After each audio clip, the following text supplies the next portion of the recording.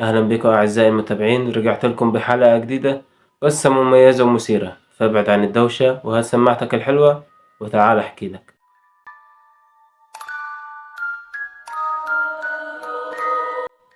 في عالمنا وظائف كتير مختلفة، في منها الصعب والمرعب، بس أيا كانت إيه هي الوظيفة هتفضل وظيفة حارس المقابر هي الأصعب ما بينهم. أنا محمد شغال حارس مقابر، أو كنت شغال حارس مقابر، وبقول كنت لأني مشتغلتش غير أسبوع واحد. أسبوع واحد غير حياتي كلها. حكايتي بدأت لما ابتديت أدور على شغل. أنا كنت محتاج فلوس لأني كنت طالب، محتاج أصرف على نفسي وعلى السكن. فضلت أيام كتير أدور على شغل، لكن ببساطة ملقتش، لأن كل الشغل المتاح كان عايز ناس بتشتغل في النهار لساعات طويلة. في يوم كنت قاعد مع عمي صلاح بدردش معاه، ده راجل طيب اتعرفت عليه أول ما سكننا في الشقة اللي فوق القهوة بتاعته. حكيت له على المعاناة اللي أنا فيها وإني بدور على شغل ومش لاقي. عم صلاح أول ما سمع الكلمتين دول مني قال لي في شغل ليك عندي، لكن بعدين سحب كلامه وقال لي خلاص فكك، الشغل ده مش هينفع معاك. بعد إلحاحي وإصراري إن أعرف إيه هو الشغل، قال لي إن الشغل عبارة عن حارس مقابر. أنا فضلت أضحك، هو مين ممكن يشتغل حارس مقابر؟ لكن أنا كان عندي فضول إن أعرف إيه نوع الشغل بالظبط. قال لي إن الحاج جميل وده جاري في العمارة اللي قصدنا كان عايز حد يشتغل معاه في حراسة المقابر، لأنه كبر في السن ومبقاش زي الأول.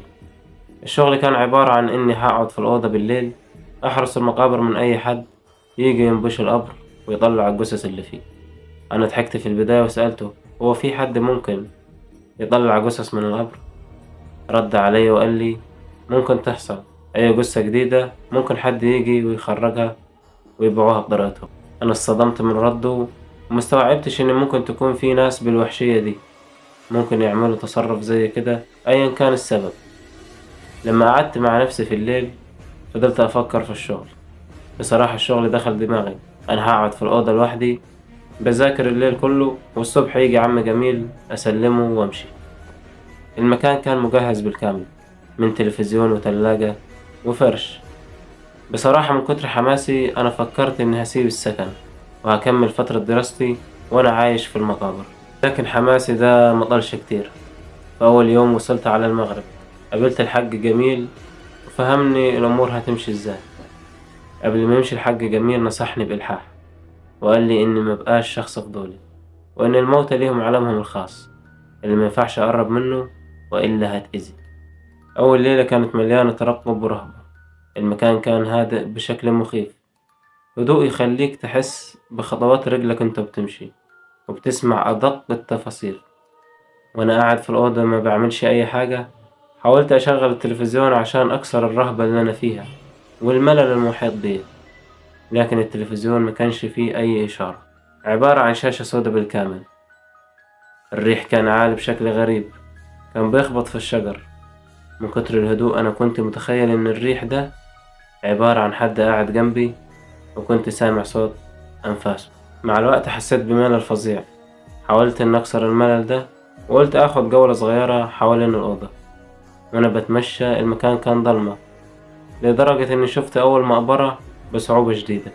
وأنا بتمشى سمعت صوت خطوات وراي، لفيت بسرعة شديدة لكني ملقتش أي حاجة. رجعت تاني أوضتي ومشغلتش بالي وقلت يمكن يكون صوت الريح.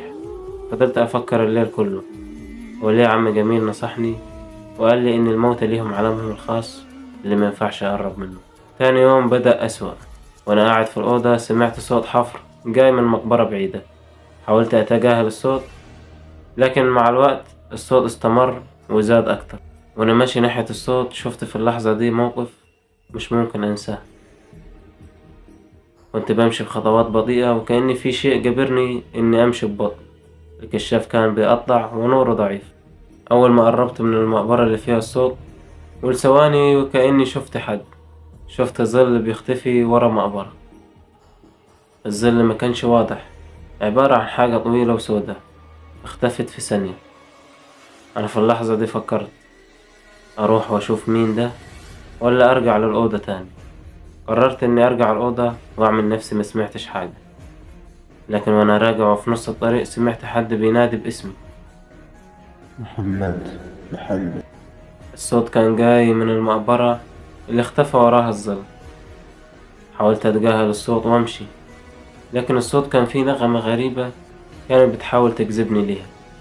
كل ما أحاول أتجاهل الصوت وأمشي كنت بحس بشيء غريب. بسرعة رجعت للأوضة وقعدت على السرير، وأنا قاعد وباخد نفسي بلهفة شاشة التلفزيون اشتغلت لوحدها.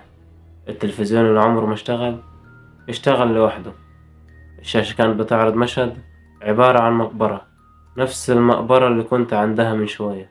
الظل الغريب اللي شفته لثواني ظهر على الشاشة، فضل باصص ناحية الكاميرا وبيقرب منها، وأنا واقف ومش قادر أتحرك. النور قطع وسمعت صوت خطوات بيقرب من الباب. أنا فضلت واقف مكاني ومتجمد ومش عارف أعمل إيه. سمعت نفس الصوت كان بينادي: محمد افتح الباب. فضل يكرر نفس الكلام: افتح الباب يا محمد، عايزك تشوف حاجة. أنا فضلت واقف مكاني ومش قادر أتكلم. بعد فترة استجمعت قوتي وسألته بخوف ورعب: انت مين وعايز ايه مني؟ الصوت رد علي بهدوء غريب وقال لي: افتح يا محمد، انا شخص كنت شغال في المكان قبلك، افتح، انا عايز اتعرف عليك. الكلمتين دول زادوا قلقي وخوفي اكتر. الحاج جميل ما جابليش سيرة عن الموضوع ده. شخص مين اللي كان شغال قبلي؟ الباب فضل يتهز وكأنه بيحاول يفتحه بالقوة. بعد لحظات من الخوف والترقب قررت اني افتح الباب. فتحت الباب وخرجت بالكشاف برا. ملقتش حد. مين اللي كان بيحاول يفتح الباب معرفش. رجعت تاني للأوضة، وأنا داخل من باب الأوضة حسيت بشوية هوا ساقعين عدوا من جنبي، وكأن المكان كله اتجمد. قفلت الباب وقعدت على السرير. والأوضة كنت حاسس إن النفس فيها تقيل، وكأن في حاجة غريبة في المكان. التلفزيون اشتغل للمرة التانية لوحده من غير ما أقرب عليه. المرة دي كان ظاهر صورة على الشاشة، شخص قاعد على السرير، والشخص ده هو أنا. حاولت أقرب من التلفزيون وأبص على الشاشة، لقيت ورا الشخص ده أو ورايا أنا ظل، بنفس الظل اللي أنا شفته في المقابر. حاولت ألف بسرعة شديدة لكني ما قدرتش. في حاجة مسكت كتفي الشمال، إيد، والإيد دي كانت إيد الظل اللي أنا شفته.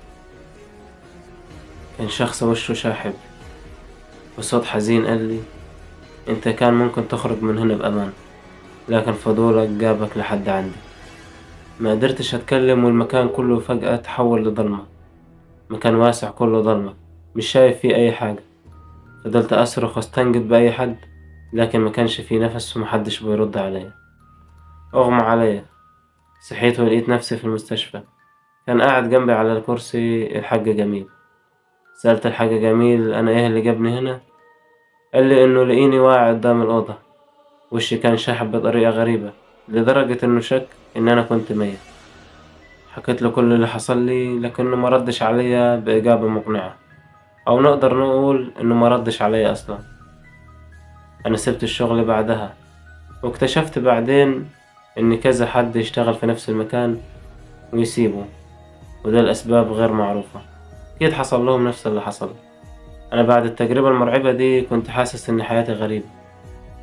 نفس الشخص كنت حاسس إنه بيراقبني في أي مكان، وكنت بسمع نفس الصوت بينادي عليا بالليل باسمي. وبكده تكون خلصت حكايتنا. أتمنى تكون عجبتكم، وياريت ما تنسوش اللايك والاشتراك في القناة لو انت أول مرة تسمعنا، عشان تبقى واحد من أسرة حكاوي إسلام محمود. أشوفكم على خير في الفيديو الجاي.